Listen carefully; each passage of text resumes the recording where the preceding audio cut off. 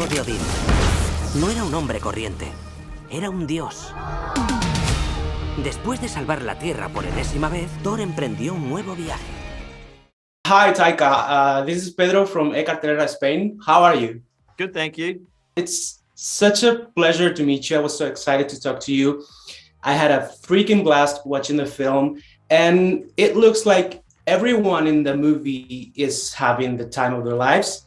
So, from a scale of 1 to 10 goats, how much fun did you have making this film, really? Okay, at 1 to 10 goats. I mean, the fun I had making the film, I'm going to take it in two parts. Shooting the film was like 11 goats. Oh. Editing the film was about 6 goats, because it's very hard to make these, like you're seeing all the footage, you're sticking it together. It's just a long process. Not to say that I wasn't still in love with the film, but it's just you trying. I've probably had 20 different versions of this movie, in post-production, and these movies really are made in the editing, and the editors really are the unsung heroes of this whole process. They are the ones who work the latest. They know the material more than I do, and I shot the damn thing, and so they're the ones who really, I'd say, I have to really say are the big partners for me in finishing these films. Okay, so names, but they're really important. Well, Jane's back, of course. Everyone's talking about that, and it's great to have Natalie Portman back, and she's so good in this film.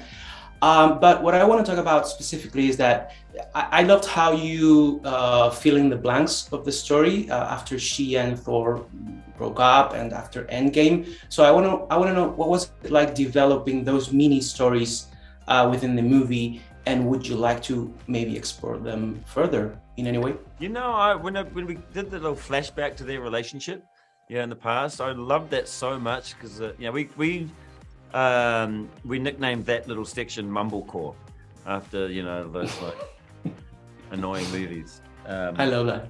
I love those guys, but it's that real sort of handheld, really desaturated, just sort of Sundance Tribeca kind of film, where it's using all of those tropes of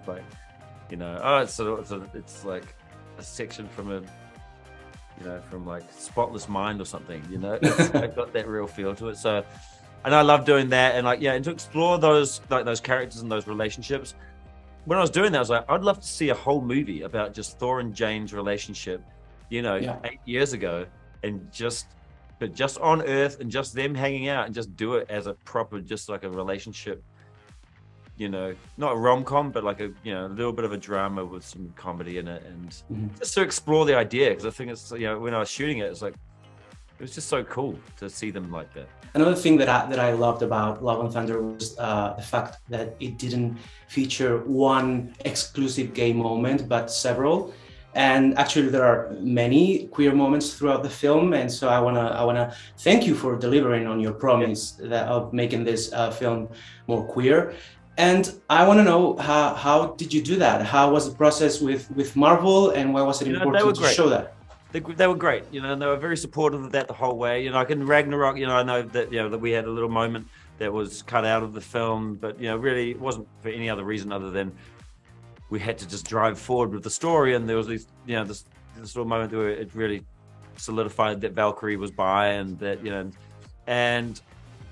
but again, even with that little moment in the film, it was probably not enough. Whereas in this film, it's great that we get to talk about it. And my main thing with this is that the coolest thing is that we're normalizing it by not having the big speech, by not having the big thing where someone says, "Hey," then sticking up for the gay character, or saying it's okay to be queer. You don't want to have to do that in a movie, because it's just cringy, and it's you want to make it so normal where no one comments on it, and the characters are so cool with it. Their kids are oh, they're definitely gay, but it's not even an issue. No one's even talking about it. It's just normal.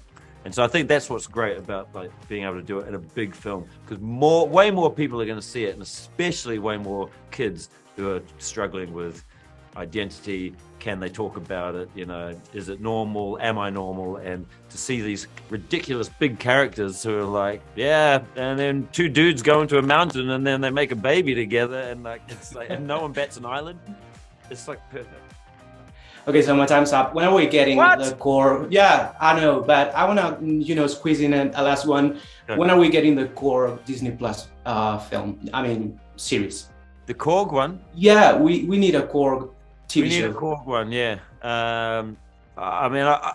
We've been talking about this for a little bit. I'd love to do something. It's just like what the story is, it's got to feel like something fresh, very different, and there's so much content now, but I'd love to see something that feels very different, and maybe black and white, maybe a black and white introspective drama. No action, amazing. No special effects. But I want romance, please. So but romance, yeah. Yeah. Okay, so thank you so much for your time, Taika. It was a pleasure talking to you. Thank you. Mate.